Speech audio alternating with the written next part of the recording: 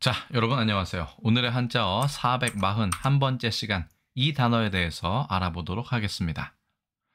일단 도금부터 알아볼까요? 이 단어는 우리가 보필이라고 읽습니다. 특히 이 필자에 도금이 좀 특이하니까 잘 알아두시기 바랍니다. 명사로서 윗사람의 일을 도움 또는 그런 사람을 보필이라고 이야기합니다. 첫 번째 글자 도울 보자입니다. 우리가 일단 살펴볼 것은 이 술의 차자, 술의 거자하고 오른쪽에 클 보자가 보이죠. 그래서 발음은 아마 여기서 왔을 것입니다. fu라고 되어 있는데 이게 크다의 뜻도 있고 그 다음에 건장하다, 튼튼하다의 뜻도 있기 때문에 수레를 튼튼하게 만드는 보강하는 어떤 것일 가능성이 있습니다. 도울 보자는 허시는 이렇게 설명합니다. 의외로 이 글자를 사람의 양쪽 뺨 쪽에 있는 뼈다, 그러니까 턱뼈 혹은 광대뼈를 뜻한다고 이야기합니다. 그래서 협거라는 말이 원래 광대뼈인데 사람의 광대뼈다.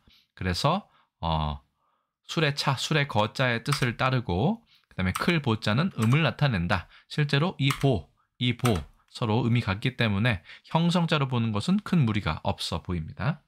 다만 춘추 좌시전에 보면 이 보와 차가 거가 서로 의지한다는 표현이 있는데 이거는 이와 잇몸이 서로 의지한다. 광대뼈와 잇몸이 의지한다라고 풀이되는 경우도 있고요. 또한 이 도울 보자를 바퀴에 보강하는 보강제로 생각하는 경우도 있습니다. 그럴 때는 덧방나무라는 술의 양쪽 가장자리에 덧대는 나무이고요. 이 보자는 아까 튼튼하다, 질기다의 뜻이 있기 때문에 차를 좀 더 튼튼하게 만드는 바퀴에 덧대는 나무라고 볼 수 있겠습니다. 그러니까 한마디로 말하면 요즘 말로 하자면 자동차의 부품 중에 하나이죠. 보강 부품 중에 하나다라고 볼 수 있고요. 그게 이제 주가 되지 않기 때문에 차의 어떤 성능이나 안정성을 돕는 역할을 하고 있겠죠. 그래서 도울 보자라고 합니다. 이 협거, 턱뼈나 광대뼈일 때는 특히 이 얼굴 면자를 옆에 넣어서 쓰기도 합니다. 그래서 두 가지 뜻이 모두 있는 단어다라고 볼 수 있겠고요. 두 번째 글자는 도울 필자입니다. 여기서 우리가 볼 수 있는 것은 아까는 술의 차자였다면 지금은 활궁자를 볼 수 있겠죠. 이 일백 백자의 경우에는 다른 글자를 보시면 일백 백야는 좀 다르게 생겼습니다. 자, 이것은 과연 무엇일지 한번 살펴보도록 하겠습니다. 일단 활과는 크게 관련이 있는 것으로 보입니다. 자, 도울 필자를 찾아보면 아예 허시는 이게 도울 보자다 이렇게 얘기합니다. 그러니까 서로 거의 비슷한 뜻인 걸 알 수 있습니다. 그리고 활궁자의 뜻, 활궁이 아니죠. 이 활궁자 두 개 있는 것이 강할 강자입니다. 강할 강자의 뜻을 따르고, 그렇죠? 그 다음에 옆에 있는 게 이 일백백자가 아니라 할틀 첨자입니다. 이 첨자는 음이다라고 되어 있는데 석에는 말하기를 이건 혀를 뜻하는 것이기 때문에 음이 아니다라고 설명을 합니다. 혀는 부드럽지만 활처럼 강한 면이 있기 때문에 이 활을 그렇죠 더 강하게 만드는 부드럽지만 강하게 만드는 역할이기 때문에 석의 의견에 따르면 이것은 형성자가 아니라 회의자에 가깝다 이렇게 설명을 합니다. 어떤 것이 맞든 틀리든 제가 봤을 때 도울 필자의 핵심은 바로 틈이 가거나 뒤틀린 활을 바로잡기 위해 만든 틀, 그러니까 우리말로 도지개를 뜻한다라고 볼 수 있겠습니다. 아까 보자는 수레의 바퀴를 보강하는 것, 그리고 지금 이 도울 필자는 활의 뒤틀림을 바로잡는 것. 그렇기 때문에 둘 다 보조적인 역할을 하는 아주 중요한 도구다라고 볼 수 있겠네요. 그래서 한자를 한번 다시 복습해 보겠습니다. 둘 다 2급 배정 한자이고요. 보울보, 도울필, 의미도 같습니다. 하나는 술의 차, 술의 거가 부수고요. 하나는 활궁자가 부수입니다. 한번 써보겠습니다. 하나, 둘, 셋, 넷, 다섯, 여섯, 일곱, 여덟, 아홉, 열, 열하나, 열둘, 열셋, 열넷, 14획이고요. 도울 필자 써보겠습니다. 하나, 둘, 셋, 넷, 다섯, 여섯, 일곱, 여덟, 아홉, 열, 열하나, 열둘, 12획이 됩니다. 하나는 수레, 하나는 활과 관련이 있는 보강 도구이다. 보필, 윗사람의 일을 도움 또는 그런 사람, 참모들의 보필을 받다. 10명의 신하를 보필로 삼다. 부장님은 능력 있는 과장의 보필 덕에 승진하였다라는 예문이 있습니다. 비슷한 말로는 보좌라는 것이 있죠. 왼쪽에서 돕는 것을 보라고 하고 오른쪽에서 돕는 것을 필이라고 얘기합니다.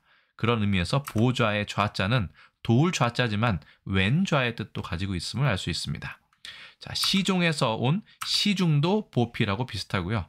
익보라는 말도 있습니다. 날개 익이 들어간 것이 좀 특이하죠. 그래서 보필하다라고 하면 윗사람의 일을 돕다라는 뜻이고요. 자, 예문 보시겠습니다. 왜 벼슬길에 올라 상감을 보필하여 선정을 베푸는데 일익을 맡으려 들지 않는지 알 수가 없었다라는 예문이 있었습니다. 그래서 좌보우필이라는 말도 있습니다. 임금의 좌우에서 정치를 돕는 신하를 좌보우필이라고 하는데 보는 왼쪽, 필은 오른쪽과 연관됨을 알 수 있죠. 그래서 보좌라는 표현 아예 있습니다. 상관을 도와 일을 처리함, 익보라는 표현하고도 유의어가 됩니다. 선왕의 유탁으로 상감 보좌의 지위, 사장님 모두 저희들의 보좌가 미흡했습니다 라는 예문이 있었습니다. 자, 그 도울 보자가 들어가는 것, 보국, 보성, 보거, 이게 덧방나무입니다. 내보, 광보 등이 있습니다. 모두 돕다는 뜻을 가지고 있고 특히 보성의 경우에는 왼쪽에 있는 구성 중에 여덟 번째 별을 보성이라고 한다. 예, 필자도 단어가 몇 개 있습니다. 필광, 필도, 필성, 준필, 우필 등이 있습니다. 그래서 우리나라 보필이라고 얘기하고요. 중국에서는 후비라고 합니다. 혹은 후주어도 있네요. 보좌. 혹은 일본에서는 보필 똑같이 쓰고 호히츠라는 표현을 씁니다. 근데 보필이라고 할 때 일본에서는 이 도울 보자를 쓰기도 하고요. 이 기울 보자를 쓰기도 합니다. 영어로는 assistant나 aid 정도가 되겠네요. 자, 조선왕조실록에 자주 등장을 하고요. 보필. 그 다음에 일제강점기 시대에도 보필. 그 다음에 광복 이후에도 보필. 지금도 자주는 아니지만 가끔 보필이라는 단어를 우리도 쓰고 있습니다. 그래서 오늘의 한자어 441번째 시간에는 도울보, 도울필이 결합한 보필에 대해서 알아보았습니다. 아울러 보자에서 이 술의 차자가 의미하는 것, 도울필자에서 활궁자 두 개가 의미하는 강할 강자가 의미하는 것, 수레와 활에서 과연 어떠한 보조적인 작용을, 강화작용을 하는 그런 도구인가라는 걸 생각하시면 이 보필에 대해서 보다 명확하게 직관적으로 이해하실 수 있을 거라 생각합니다. 제가 준비한 건 일단 여기까지입니다. 여러분들의 의견 댓글로 알려주시고 저는 또 다음에 다른 컨텐츠를 통해 다시 인사드리겠습니다. 여러분 안녕히 계세요.